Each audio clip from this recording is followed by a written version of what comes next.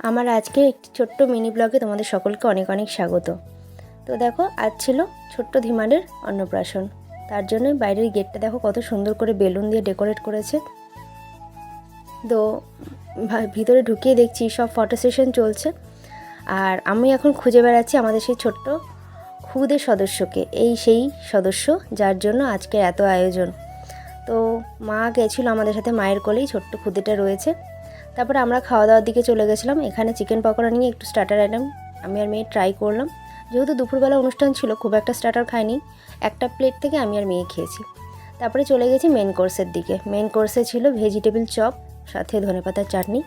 তারপরে ছিল গরম গরম ধোয়া ওঠা ভাত, তার সাথে ভেজ ডাল আর ঝুরি আলু ভাজা। আর ভিডিও করতে করতে ভুলেই গেছিলাম ফ্ল্যাশ অন করতে। দেখতেই পাচ্ছ কতটা বাজে ছবি এসছে। এঁচোড় চিংড়ি দিয়ে খাওয়ার সময় মনে পড়েছে ফ্ল্যাশটা অন করা হয়নি।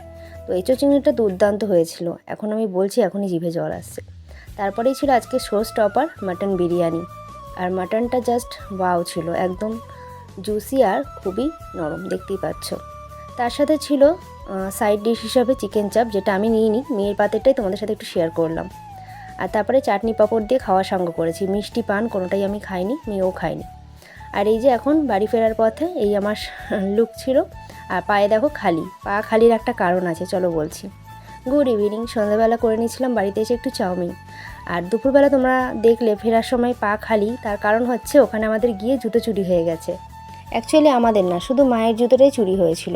তো ওই জন্য মাকে আমার জুতোটা দিয়েছিলাম, আর আমি যেহেতু স্কুটি চালাচ্ছিলাম তাই আমি আর জুতোটা পরিনি। তো সন্ধ্যাবেলা বাড়ি এসে একটু চাউমিন করে নিয়েছিলাম। এই দিয়ে আজকে ভিডিওটা শেষ করলাম।